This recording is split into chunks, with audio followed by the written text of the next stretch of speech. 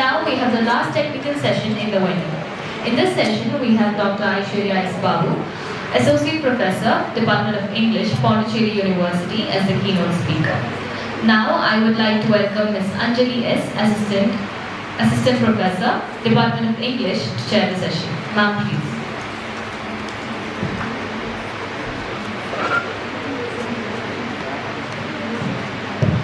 Thank you.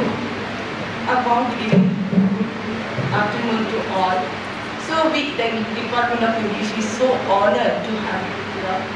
So really thank you, ma'am, for accepting our invitation.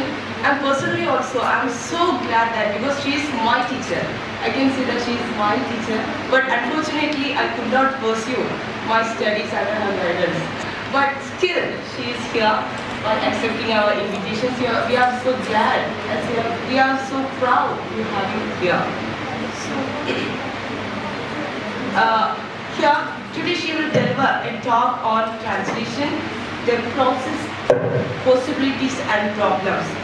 Dr. Aishwarya S. Babu has a teaching experience of more than 12 years and now an associate professor of English at Pondicherry University.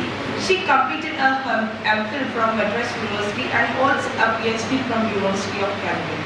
She published various papers in academic journals and chapters in books on culture studies, post-colonial literature and young adult fiction. And she has also presented numerous papers in national and international cinemas. She was the former faculty and head of the Department of English at Sri Kalladi College, Thrissur. So with pride, with delight, we invite you for this session. And thank you all, ma'am. On to you.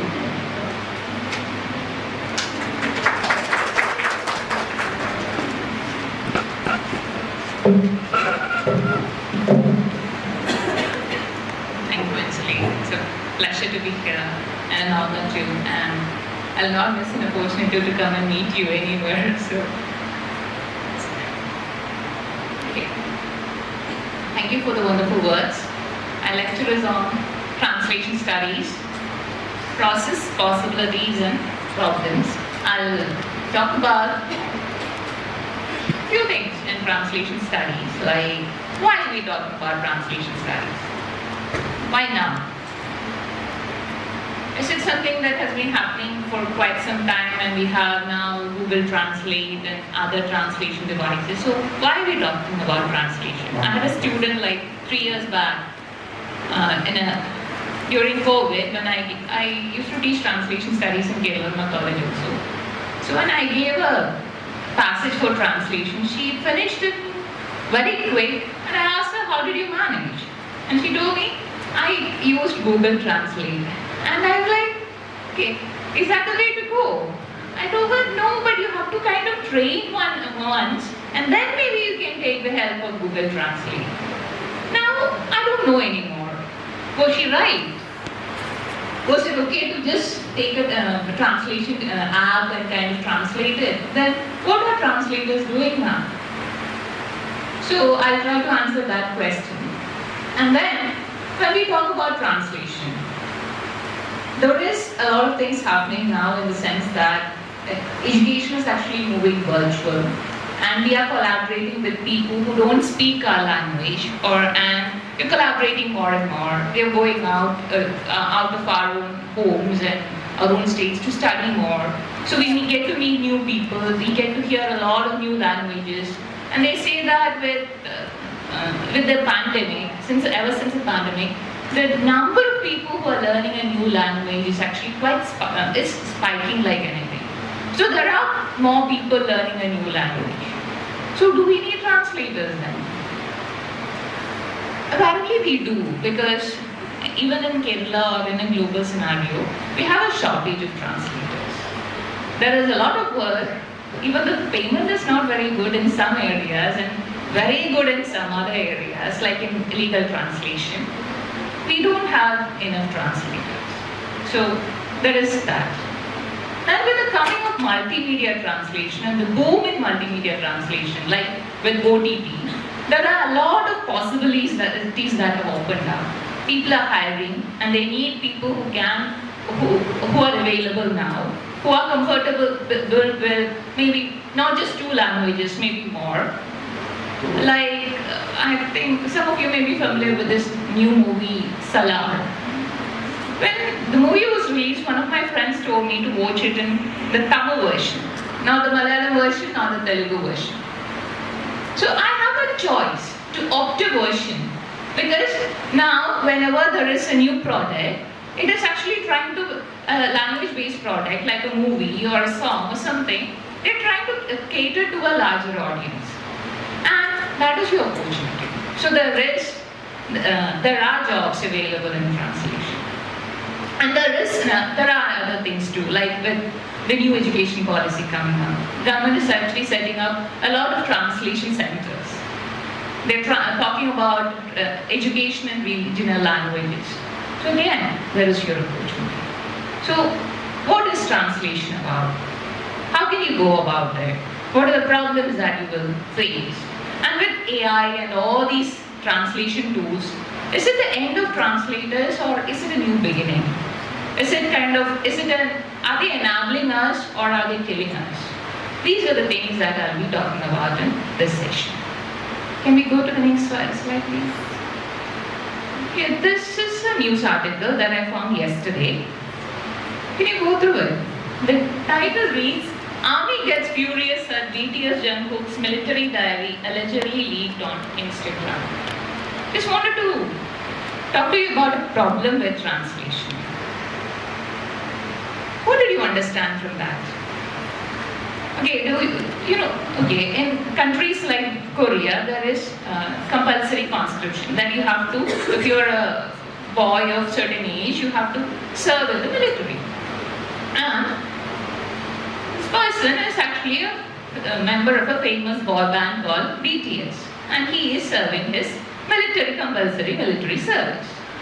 Now, when I read it, I didn't understand why the army is furious. And the first line actually says that he's not even safe in military. That is not clear here.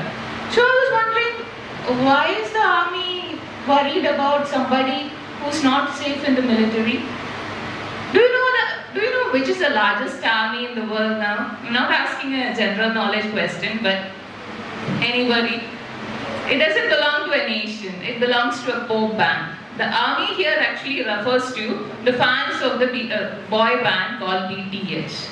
But when you read this, the first thought that will come to our mind is, because the guy is in a military uniform also, don't think about the army. So this is about translation, getting the context right. You have to know the culture, not about a particular country, but about that particular context. Remember, during the last Oscars, there was a particular news company which actually did a mess up in the sense that they said Kiravani, yes, he won, and yeah, the Carpenters. Even I haven't heard of Carpenters because I'm not a music buff. But so I would have made the same mistake, but when it is made by a media house, that is a problem. So translation is about that. And you may think that, okay, translation is only the problem of the translators. Not anymore, because in more and more jobs, as you start collaborating with more and more people, you may need to interpret something. You may need to understand a context. So translation is here to stay. Can I have the next slide, please? So what is translation? Robert Frost famously said that translation is something that is lost in, poetry is something that is lost in translation. Excuse me, I will start a timer so that I don't take up much time. Because with teachers, sometimes we go on and we don't know when to stop.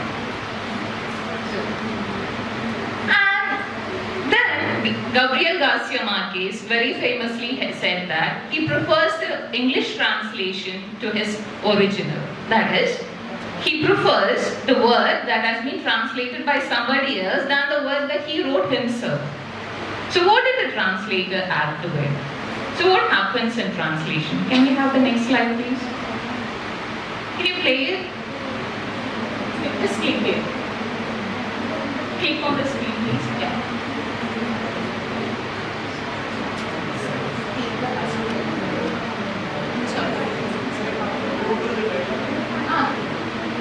Taking the translation seriously, I'll talk about the context before they play the song. Before I started taking it seriously, I used to kind of do it, but not for the, just because I love it. So I was online and I saw this meme, this troll. You are familiar with troll and meme groups, right? There was a meme, and somebody said that they were talking about a subtitle, some Telugu song that they got it very wrong. And they said that, so this guy actually posted saying that, see, I'm subtitling this movie and I have to translate this particular line and I don't know what to do. And the line is, Marayude Muttashi Kulirundallu. So how do I translate Muttashi Kulir? Okay, it has been years and years. I don't know. We can always substitute it. That is what we do in translation. But I'm still searching for something that will come close to that nostalgic feel. That nostalgic feel, the warmth of your grandmother, but it's raining, so all that, the security. What will convey that? That is what the song was about. So what do we do? How do we go about translation? Can we go to the next slide, please? No, it's okay. You don't need to play it, right? You got the context, right? We can go to the next one. By the then we can set it up. The next slide. So in this session, I'll be talking about what is translation, taking up translation as a hobby and a vocation. Then a brief history of translation, not much to bore you. Then theories of translation. Theories of translation, I'll talk a little bit about post-coloniality because the way we approach language and translation has changed. Then I'll talk about the problems and challenges in translation. Then I'll talk about multimedia and translation, especially translation now in the age of AI. This is what I'll be talking about in this session. Can we go to the next slide? No, it's okay. I'll take your time. People say that translation is about rendering a text into another language. So when you're trying to kind of carry over the meaning from one text to another, from one language to another, you're also carrying over a culture. Okay. Memory. Replace the idea of competition and hate between idol groups to a language of love. So understanding, things like that. And so that is what translation is about. Translating culture. That is making, if I'm reading about something, I'm making sure that I'm translating it. My aim should be to make sure that my reader also should be able to kind of have the same feeling, have this, maybe able to go the same experience as the one that I had. So my focus should not be on kind of translating sense for sense. If I said sometimes when I translate, the writer, the publisher may say that, no, this is not the right word. I'll tell them that, yeah, it's not the right word, but for this context, it's the right word. Because you're thinking from another language. There is this famous translator called Geeta Krishnankuti. She used to translate, she translated almost all of M.T. Vasudevan Nayar's works. She used to say that when you're translating, translate to a language that you're comfortable with. Okay, if you know a little bit of English or a little bit of Korean,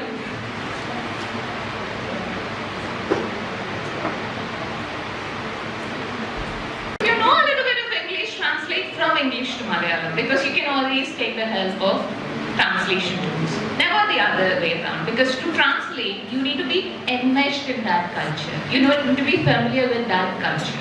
You need to be kind of feel fascinated about that culture. That is when you'll be able to kind of express yourself in that culture, because that writer did it and you need to do it for a new set of audience. And the translation, initially they said that translators are just doing a clerical work. Not anymore. You know that the Man Booker Prize also recognizes translators.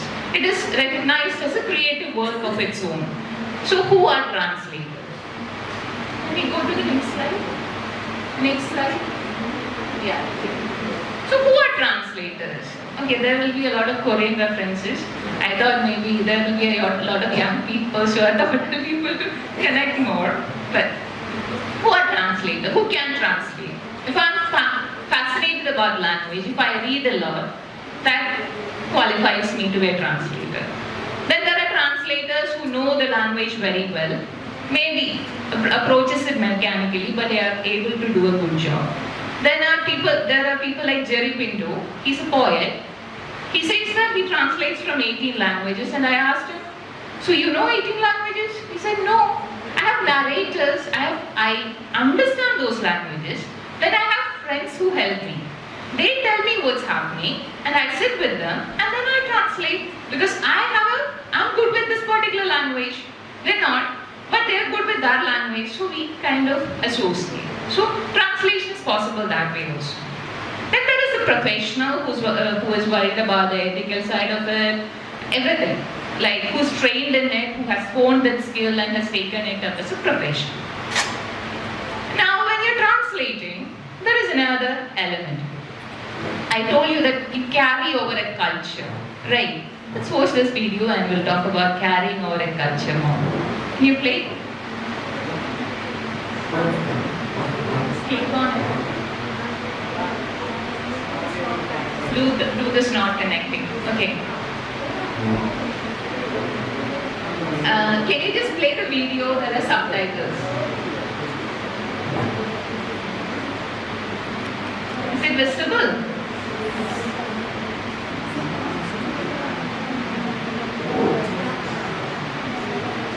I'll provide the commentary. Okay, they're friends, they know each other from childhood. So he is accused of doing something and he tells her that, I know that, okay, there may be problems, people may blame me for doing things, but there'll be this one person who will think that if he did that, there may be a reason for it. And then he says, the moon is beautiful, isn't it? Can you play the next one? The next slide. Click on it, please. No, the next slide.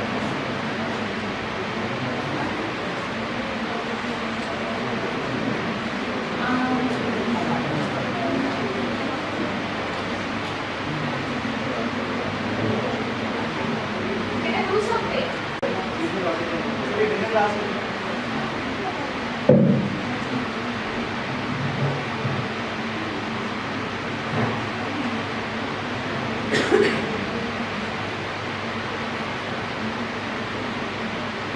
So the next day he actually posts something on Instagram and he says that this Japanese writer, instead of saying I love you, he said the moon is beautiful. Because in the Japanese culture of that particular time, people don't actually go to their beloved and say that I love you. That was not the part of the culture. So there need to be something else to express that. Because there is a gap between the two cultures. So it's important how you translate culture. Imagine I don't know how many of your mothers tell you every day and you tell them that you love them. We don't tell our family members enough that we love them, but we take care of them, they take care of us, they are here for us and we'll be there for them. So the language of love is very different in different cultures. You need to understand that to be a translator. So it is important that you translate to a language that you are comfortable with, that you are well versed in. Okay.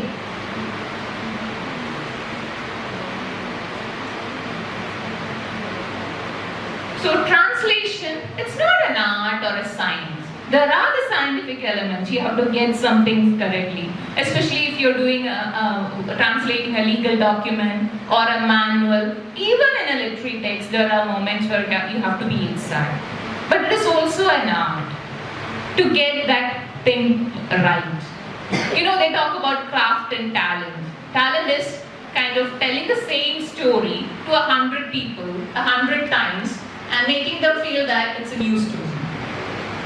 The talent that maybe our grandmothers had, or some of the writers have. Craft is actually kind of getting the story right. So, for a translator, both are actually important. And if you are a person who are not very well versed in the source language, you can always take the help of assistance. Maybe a person who assists you, like a narrator, or an assisting tool like Google Translate will come to how to use it later. Okay. This is another video.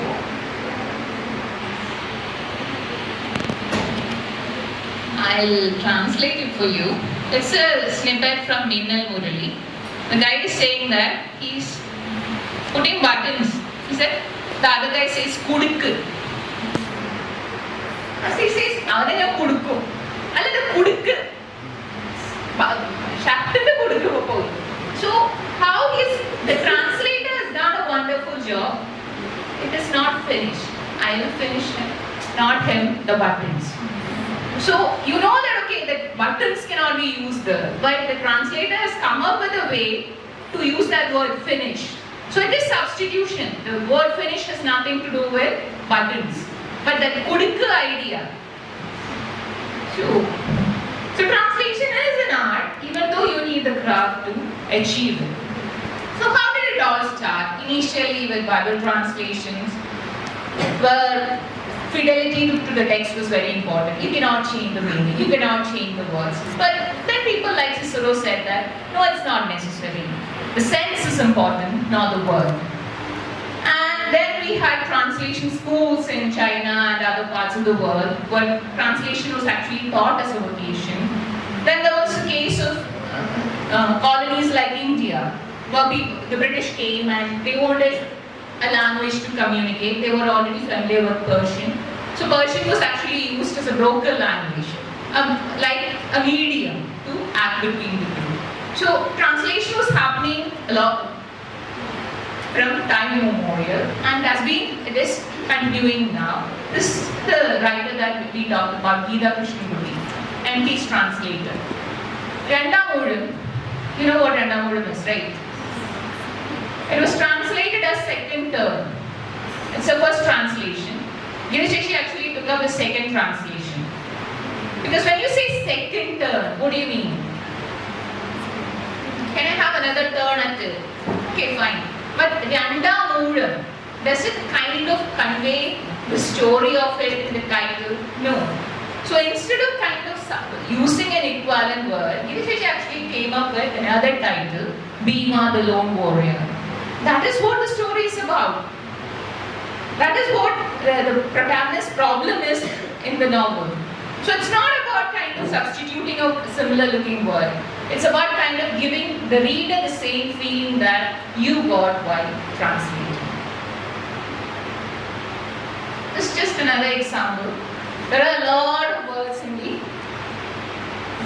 the Korean original, but the title says that based on a web novel and webtoon. There is the name of the creator also, you can see it in English. But the idea is, if you're interested, go online and read. We just need to tell you a little snippet, because with a screen which lasts 6 seconds, you can't have all the information in the world. So we'll give you a hint and you go up, search it. This is how translation has changed with multimedia. Can I use this? So this is how translation has changed with multimedia, because the time crunch appeared. The important info. In a text you can have footnotes. In a text you can have like explainers. But in a multimedia form, maybe if you're playing a game, the instructions of the game, you cannot wait, you cannot kind of use a whole screen to write. You have to focus on the screen also, because the main things are happening on the screen. You only need the dialogue. So translation actually changed, became more crisp, more temporal, more conscious about time.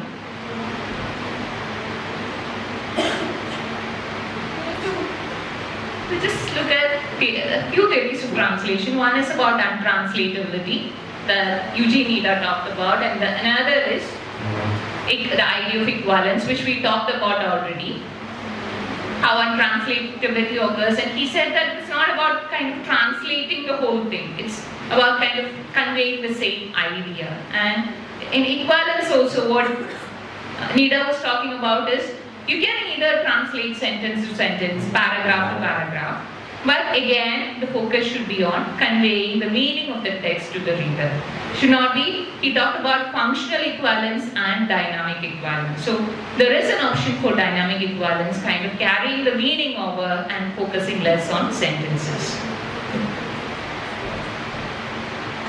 We need to talk about Susan Bassnett and the theory of cannibalistic translation. That is where postcolonialism actually starts. Have you heard about cannibals? Do you know who they are? They're meant to be people who eat other people. Do people eat other people? Why do people eat other people? So cannibalism, they say that didn't much happen, but it was actually blown out of proportions by the colonialists to kind of create a fear of the other in the people of the Occident. That the othering of the people, that these people are different from us. You should be wary of them, you should be afraid of them. So they kind of turned it out of proportion, because cannibalism or cannibalist theory talks about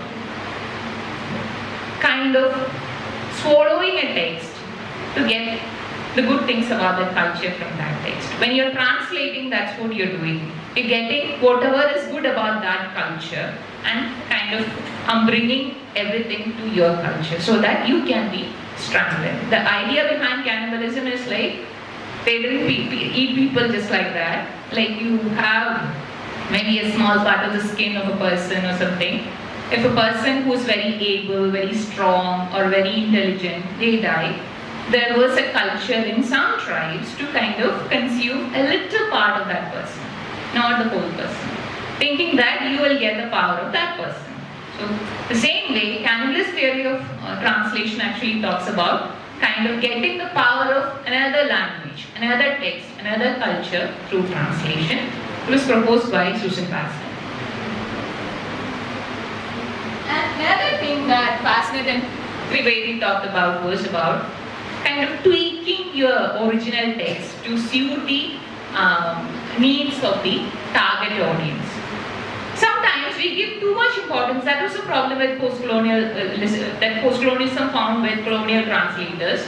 Tejaswini Niranjana said that they were colluding with the Britishers because they were taking the idea, they were kind of while trying to interpret the Indian reality for the British readers and for the British government, what the translators did, they actually kind of played into the hands of the British, because the language was, anyway, English was a stronger language and the colonizer was your master then. So to appease the master, a lot of things about the original words were tweaked to appease the master or to make the master understand. I'll give you an example from, it's a recent example. This is a series titled Goblin. Are you familiar with this Harry Potter series? Yes. Remember, the bank in Harry Potter is run by a group of goblins, Gringotts Bank. Remember them? Now, some of you may be familiar with Lord of the Rings. There is a goblin called Golem. It's very scary. And then you have a lot of fairy tales. Again, goblins. Looks like that. Very scary. And now you have a Korean series, Goblin. It's all about romance. And Gomyu is like, somebody actually got angry with me for comparing him to Rajnikant. But he's like the person in Korean culture. So when you say the title is Goblin, there is a problem, because the first thing, that there is a theory called Sapir-Whorf hypothesis. It says that the language that you speak actually conditions the way you think. You may be familiar with it. When I say teacher, you think of a woman. When I say police, you think of a man. The same way, when I say goblin, you will think of these dark-looking creatures. So that should not be the name for a romance drama. So they changed it into Guardian. Okay, and the Netflix series. But there is a problem. The title says, The Lonely and Great God. He's no God. He's a person who's cursed. You have heard of this theory. You're familiar with Padmarajan's classic, right? Nyan Gandharvan. He is cursed. So he is in the earth. He's not able to return back to heaven. The same way, this guy is actually cursed. He has supernatural powers, but he cannot go back. That is it. He's no God. But to make it relatable to a Western audience, the title was changed to Guardian so that there is that the fear element is taken away, and he was kind of represented as a god. A Shin is actually a spirit, not a god. So this kind of thing actually happened a lot in colonial India, and it was easy because the British were the colonial masters. So there was a lot of colluding that happened. Spivak actually talks of, in Politics of Translation, she talks about how Sati, which actually affected only a very minor percentage of women, was represented as something that affected all women in India, and the British man was saving the brown women from the brown men. That is how Sati was represented to the English audience. Imagine, the brown man dies and the brown man's family forces the brown woman to commit Sati. And here comes a British white man who's heroic and saves her from it. So who is the hero? The British man. So this is how it was actually represented, and that is how she talked about the politics of translation, this kind of misrepresentation. So post-colonialism is about kind of reading against the grain, rejecting such translations. Okay.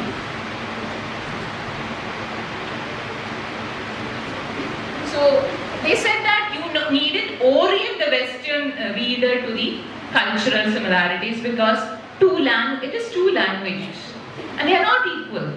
They are different. And there will be a hierarchy because English will be a major language. And be it Bengali or Malayalam, it's a minor language. So you will have a higher plane. And that you will use to kind of leverage our art culture. That cannot be done. And there was a rejection of such translations. I'll show you why there was a rejection and how sometimes culture is untranslatable.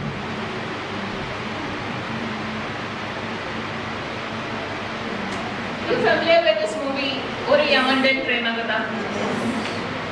I don't know whether you like the movie or not, but there was this trailer of the movie. I'll play it for you.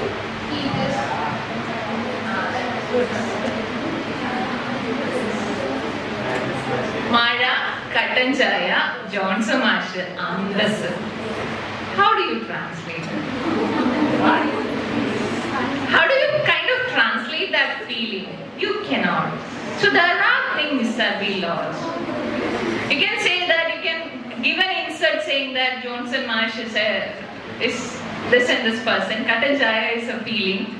So how do you do that? So there is bound to be some loss. But even if you are actually translating something, instead of not understanding something, again coming back to the earlier reference, the Salar reference, a lot of people said that Tamil dub is better. Go and watch it. But a lot of us watch the Malayalam dubbed version. Why?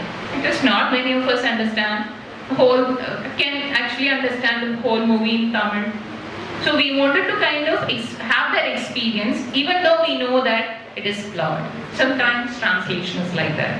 We didn't have a problem when Mani Chitratale had a few Tamil dialogues, or Jaila had a few Malayalam dialogues. That was okay. But sitting through an entire movie may be a bit difficult. So there are some things, compromises that we make as a reader, and the translator also understands that. So sometimes the idea and the process of translation is given importance than the actual meaning of it. Okay.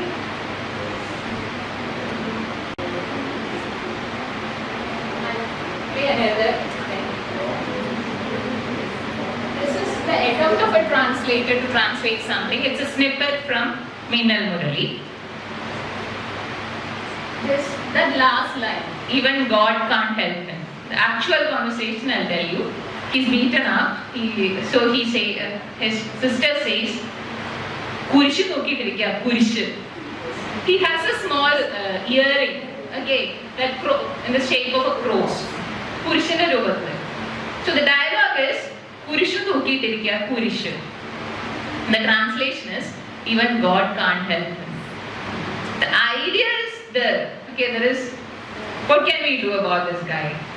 So the meaning is conveyed. So the translation did a good job as far as the translation is concerned for an audience who don't know Malayalam.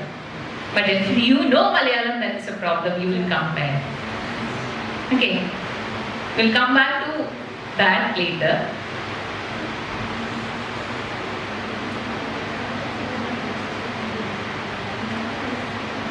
So we did talk about the Staper-Wolf hypothesis, how the way we use a language or the language we use conditions the way we think. That's why Mada and Katanjaya actually kind of makes us feel something. Then there is another thing about translating text from periphery. We talked about the British example. I'll give you another example, a recent one. There was this text by C.K. Janu, her autobiography, which was released a few years back. And it was transcribed, not translated, by Ravi Shankar. So there was a problem. Janu speaks Malayalam. And you need another person to translate into Malayalam. Why do you do that? Then you will say that her Malayalam is different. I cannot understand that Malayalam. So, if you standardize the whole thing and write it in Valluvanadu Malayalam, are you doing justice to her text? That is one question that is raised. Then there is another translator who translated it, treating some of Janu's Malayalam and used some standardized Malayalam. So there was another question. How do you justify that? Was that first version better because he at least told us that you may not be able to understand her Malayalam and I'm transcribing it for you. Here you are actually mixing things in between and kind of distorting whatever she said, saying that Malayalam is not good enough. If you tell us that she speaks another dialect, then you may not be able to understand it. There is justice in it. But when you tweak it, what are you doing there? So what are the ethical things, the ethical practices that one needs to follow in translation? We'll take a look at that. Before I go into it, I'll play another text for you, another video for you. I think we have time, right? You don't need the dialogue at all. There are two things that are you just need to focus on the subtitles. It's another snippet from, you know, the times that we go out with friends and have lunch together. So there are 4 friends.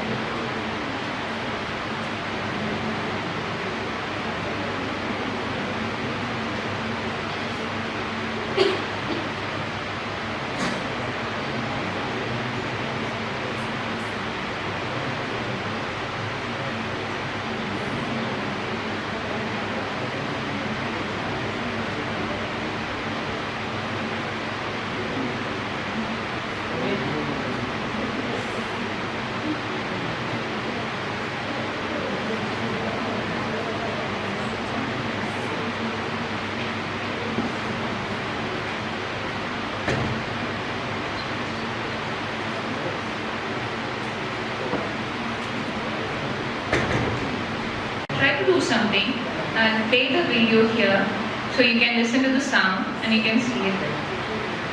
1 minute. Let me play.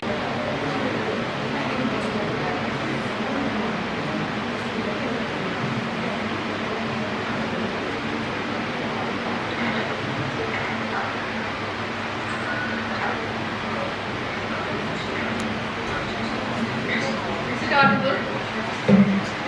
No?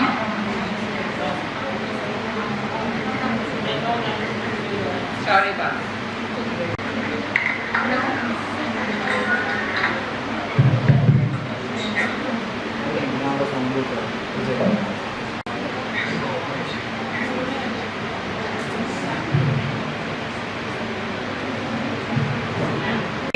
what's happening is they're having lunch.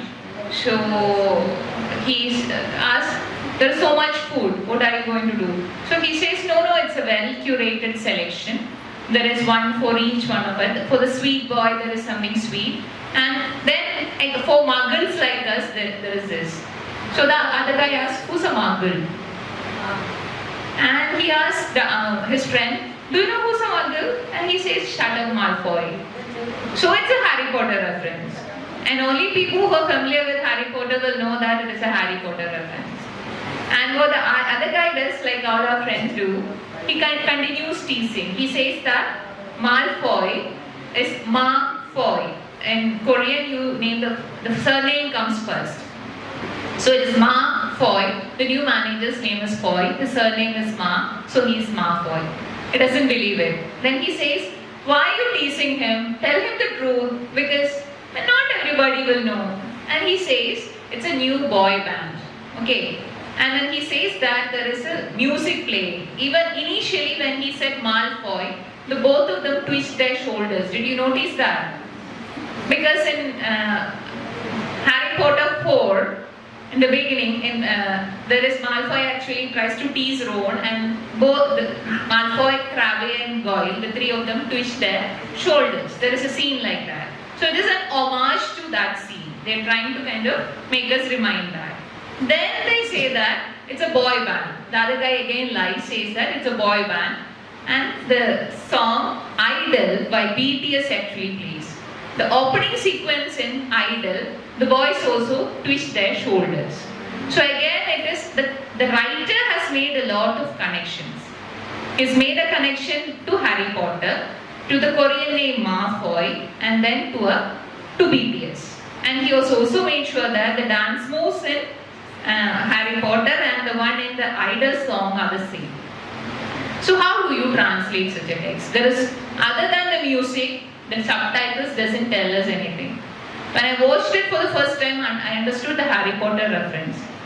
Later I understood the twitching reference when I listened to that song Idol. I had listened to it, but I hadn't noticed the shoulder twitches. But I did. So translation is complex like that.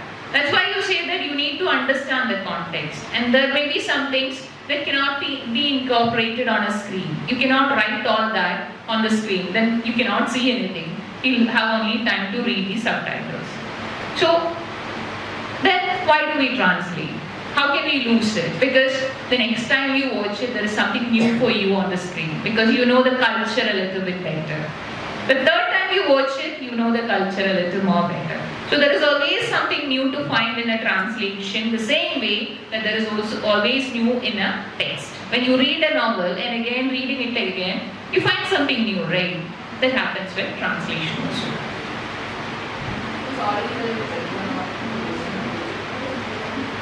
When we talk about ethics of translation, that the problems that we talked about. Another one problem is, most of the translators who are translating are actually women, but most of the highly paid translators are men. And only 1% of people who belonging to the marginal communities actually translate. It's a study done by Penn Writers Forum. It's an US-based study.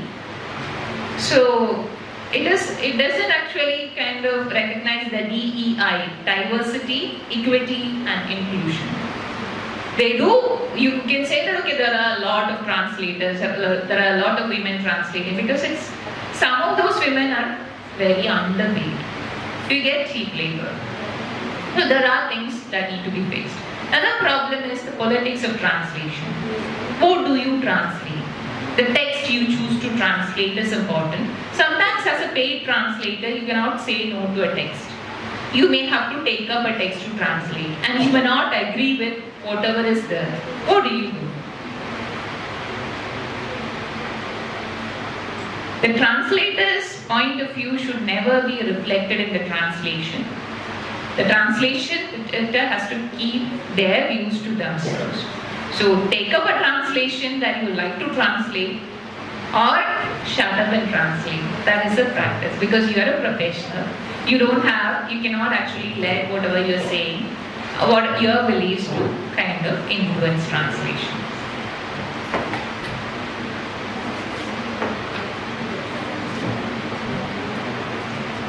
Time. I'll play one more clip. I know that there is no sound, but I'll translate.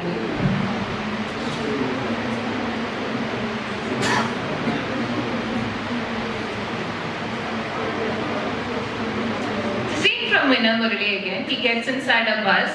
He's wearing a lungi. They're all going to a wedding, and the girl asks, "Why are you wearing a lungi to the wedding?" In Malayalam, "Endada lungi okke iduthu kalyanathinnu varune?" But in the English translation, there is one line added. "You look like a beggar." Huh? So I was like, what are you saying? You should not say that. That is politically very incorrect, and that is very discriminatory.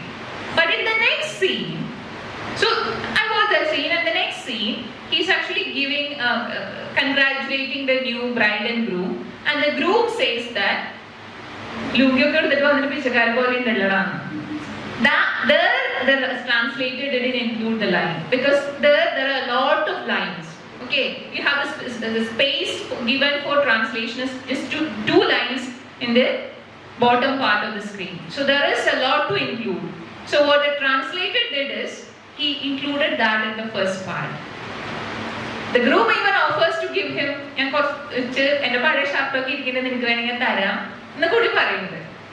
so you cannot kind of compress all that data in one screen. So what the translator did is he removed it and used it somewhere else. But on the first viewing, you may be confused. Why are you saying this? There is a problem. The translator got it wrong. I'll show you another clip. Then we'll come back to the discussion.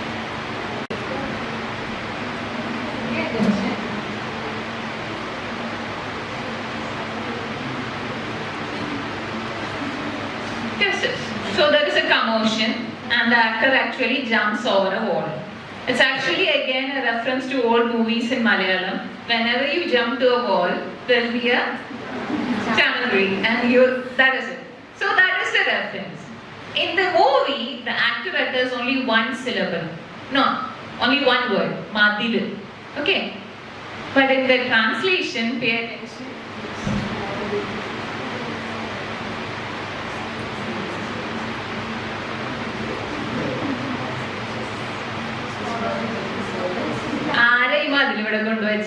Remember that line from Godfather? Yeah. So the translator actually put something added something on his own to make the meaning clearer. Because they know that the Madile, the Chanakuli and everything, that reference will be lost on the English speaking audience. But he wanted to kind of make it more humorous. So he added this. And it became more humorous for us because we were able to connect it to that innocence classic scene. Okay.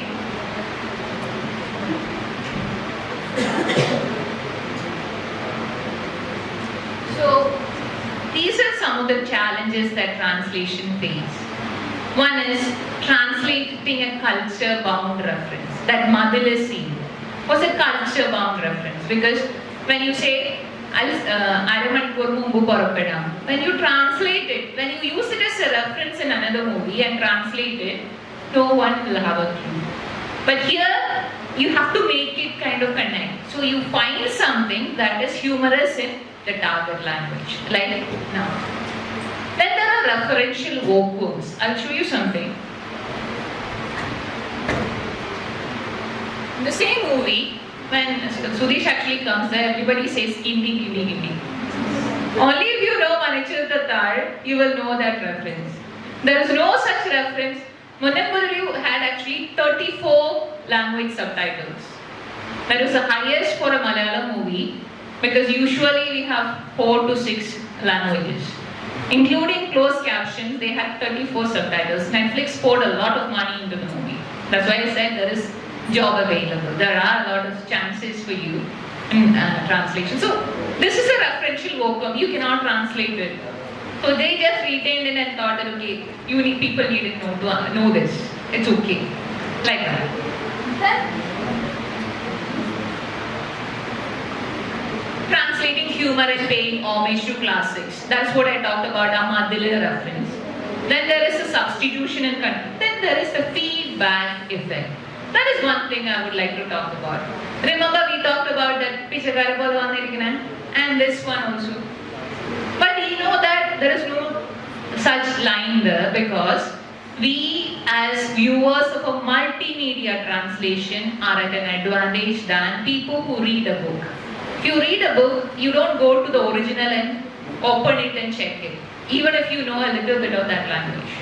But if you're watching a Tamil movie or a Telugu movie or a Hindi movie, even if you don't know the language perfectly, you know a little bit of it. And when you see that subtitle, you will think that, who did this? What were they doing? They don't know how to do their job because they got it all wrong. It is called the feedback effect in the sense that, you know, you can compare both in a multimedia translation. The original is available to you as sound. So you compare, which actually reduces your viewing experience. By comparing, that's what you're doing. And that actually reflects badly on the translator, the subtitler. You'll think that he or she did a bad job. They didn't. They're trying to make use of that limited space available there, the limited time available, and trying to convey a meaning so that you can see the scene, hear the dialogue, and then read the title. If you're watching a Malayalam movie, you don't need time to read the title, the subtitle. But if you're watching a Tamil movie, you will be listening to the dialogue, right? You'll not be putting it in mute. You'll be listening to the dialogue. So there is an additional time requirement, a time component.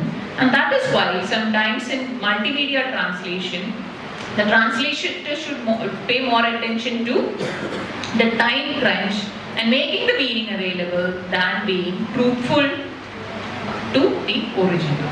Okay.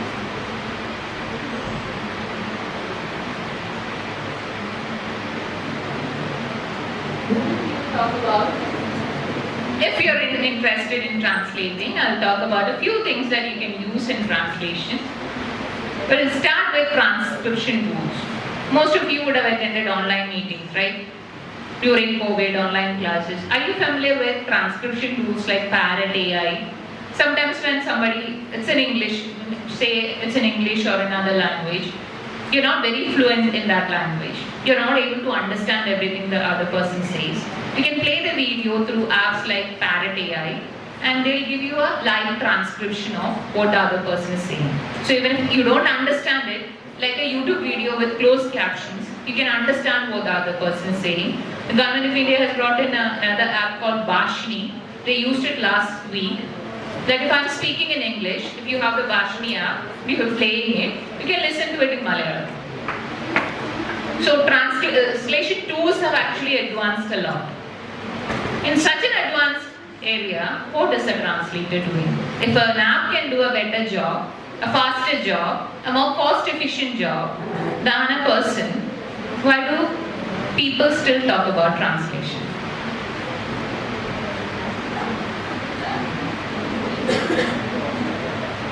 How long do I have now? I have 15. I have a lot of time. I'd also like to introduce you to another idea called scanlation. Scanlation is, I hope you would have, not hope exactly, but some of you would have watched movies and series through pirated streaming, maybe. Not all of us can always pay for the costly streaming apps.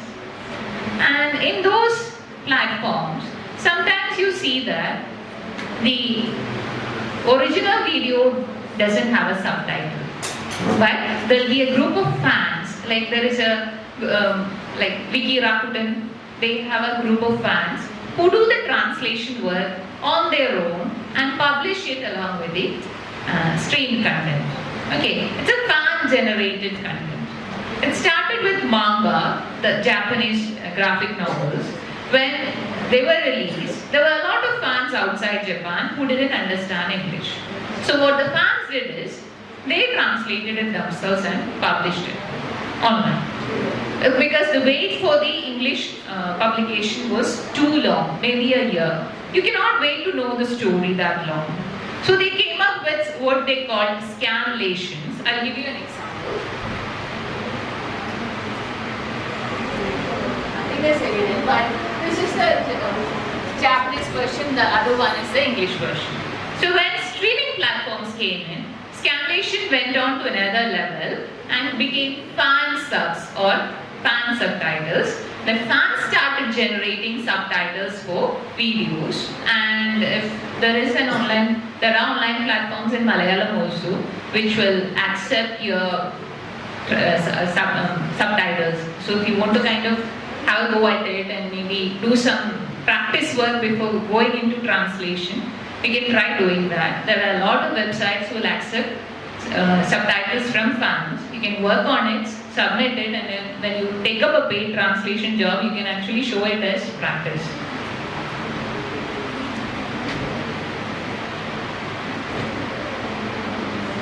This is a reference on how translation has changed. Like, it is not just about the dialogue. There are writings in screen. If you are familiar with the series Sherlock, there are a lot of messages which appears on the screen.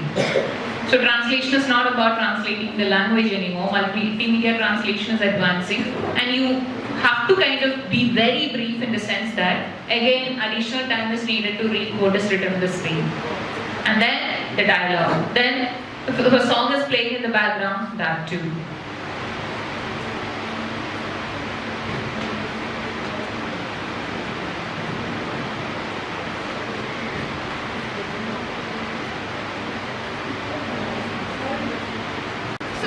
Tools that you can use to help in translation. Say you are somebody who is interested in translation, but you find it very difficult to do it on your own.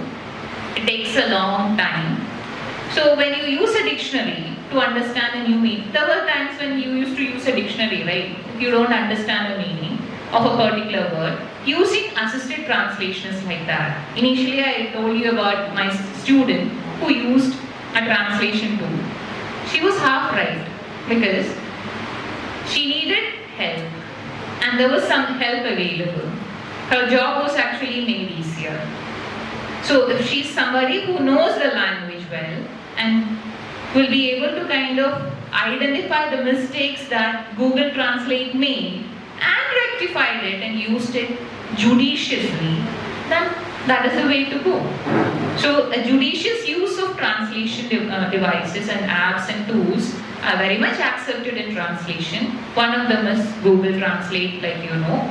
Then there is Amazon Translate. It uses neuro-machine language in the sense that if you use it more, it will understand your language more, so the translation will be more efficient.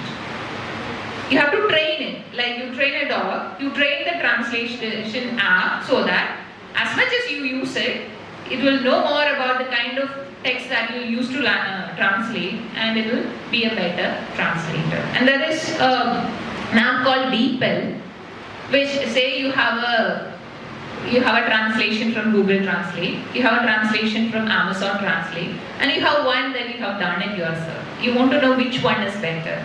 Feed it to DeepL and it will tell you. It will compare the algorithm will compare the translations and will give you the better translation. That is when you talk about why do we need human translators? Because the machines do it very well, they do it very quick, it's cheaper, much cheaper than using a human translator. A good translator gets anything between 80 to 100 rupees for a page. An OK translator gets 40 to 50 rupees per page. The machine will do it in a jiffy with less time. So why do we need a human translator?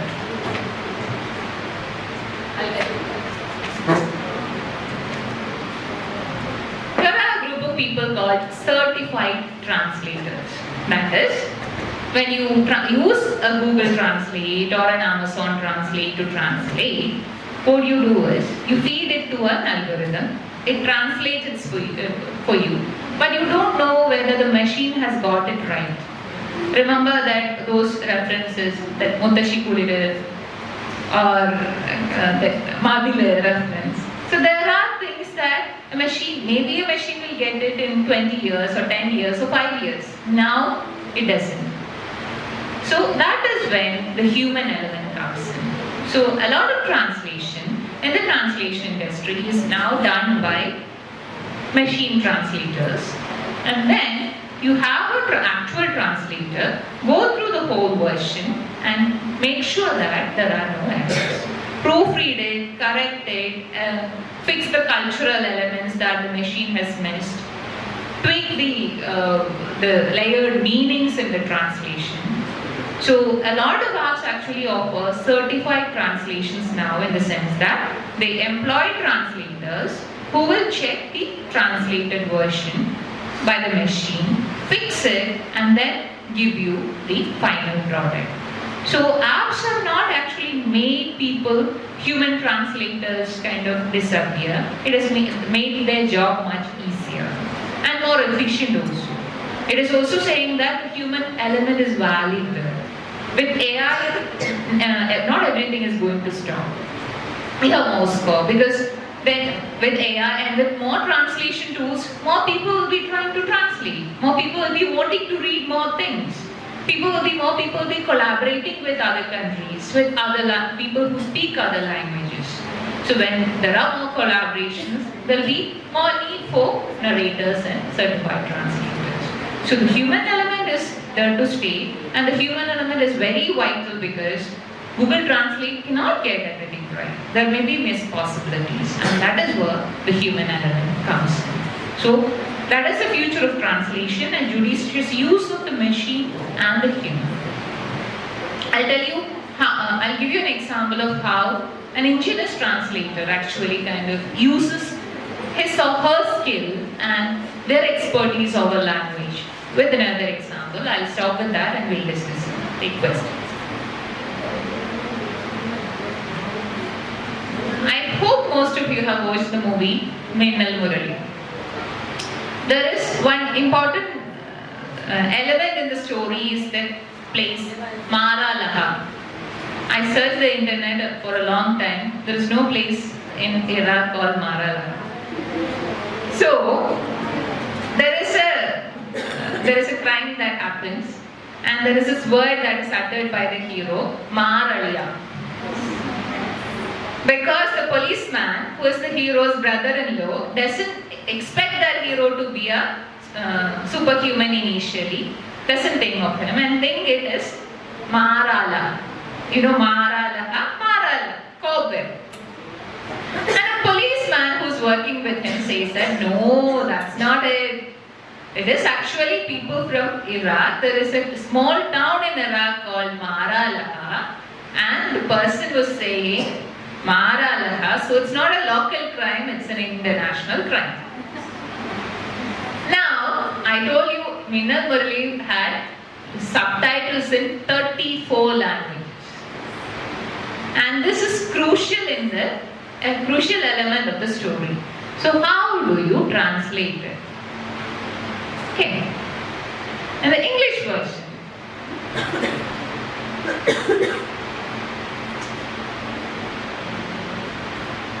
as he punched me, he said something like Marala. There's no Marala in English. The meaning is completely lost. In the Korean version, alien, Maraliya, that is it. Alien in Korean is Mehyong. Okay. And Mara is Nava. So he says Mayo Nava. Okay. So the Ma sound is there. The her or la sound is there. So in the Korean version, it translates very well because there are similar consonants. So it carries over, no problem. The meaning is continued. So I was wondering, but in English it fails. In Hindi it fails completely because he said something like Hajjao Jijaji. What is Mara Laha to do with Hajjao Jijaji? There is no connection. So it is lost there. But still people watched it and it was a hit with all the audiences. So it doesn't, even if you don't get something correct, you will watch it if it is entertaining.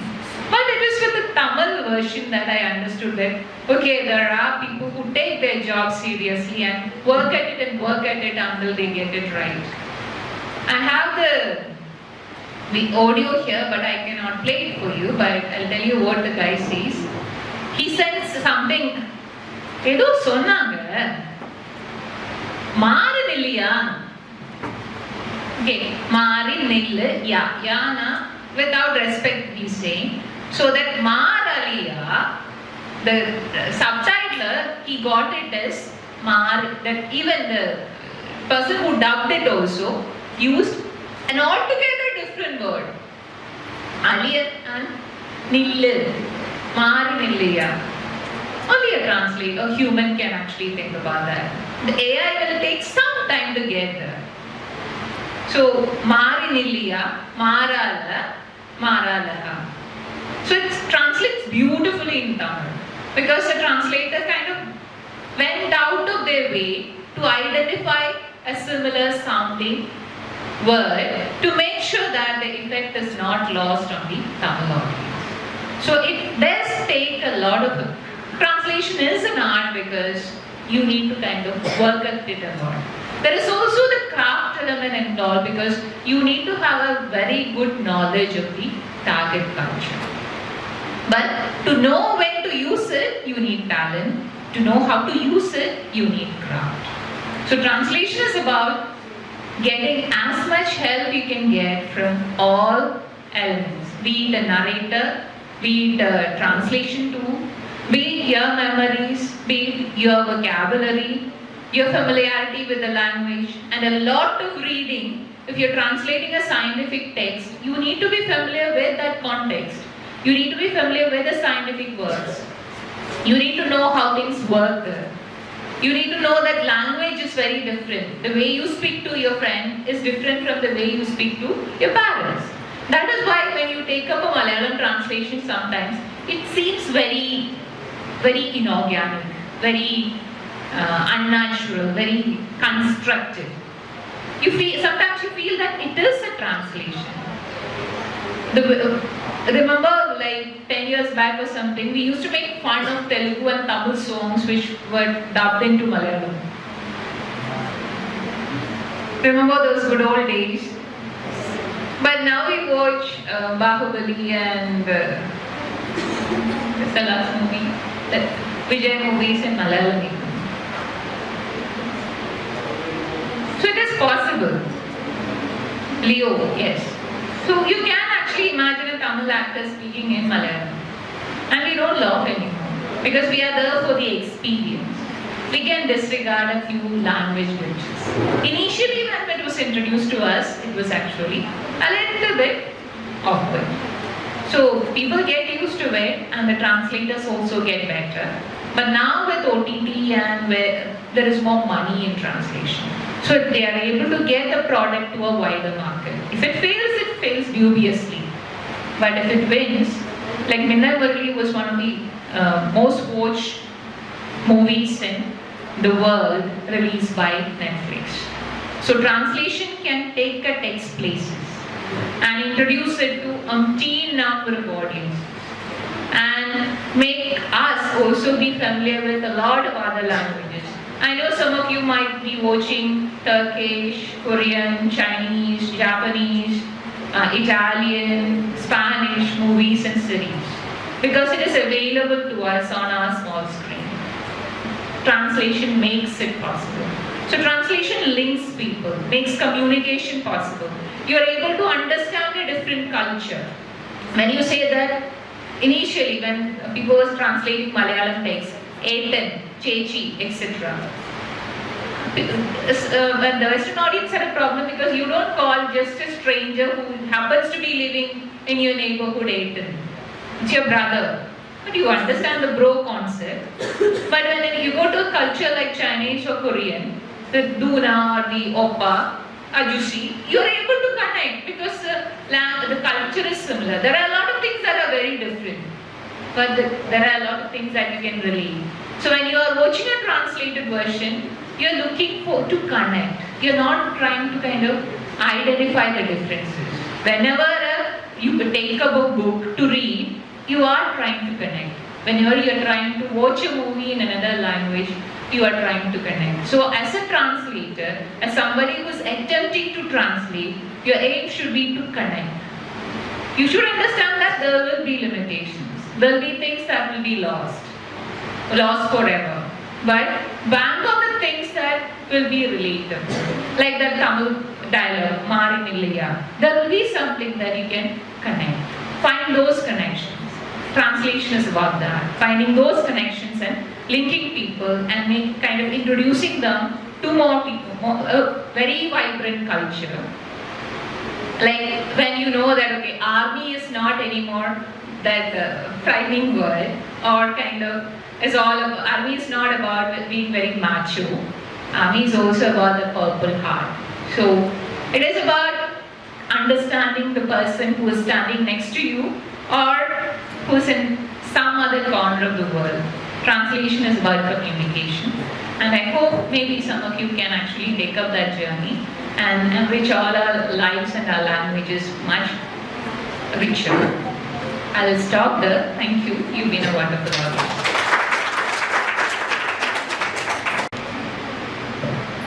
Thank you, ma'am. Thank you so much. That was really an enriching session. We are all glad to hear you. And it is really an interesting session, even after a heavy cold. So, audience are from different departments. I think all of them have also enjoyed this session because they are not very connected with literature and all such things, even though they got something from this presentation. I think so. So, it was really a wonderful session. I think the time is too short for her because we can organize some other session for all these sessions for this topic. I think it will give more and more inputs to this topic. So now the session is for your queries and questions. If you have anything, you can ask her. Let me remind you one thing also, the time being chariot is hurrying up. We are out of our time. So if you have any doubts, you can ask her. Thank you. Productive session. It is time to show our benevolence to the guest. I would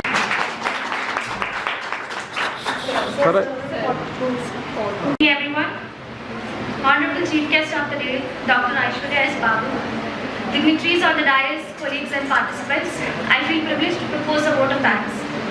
First of all, I would like to thank Dr. Aishwarya S. Babu for gracing us with her presence and delivering such a wonderful session. Thank you, ma'am. I would also like to thank our participants for their patience and the coordinators for organizing such a wonderful event. Thank you for your time. Thank you.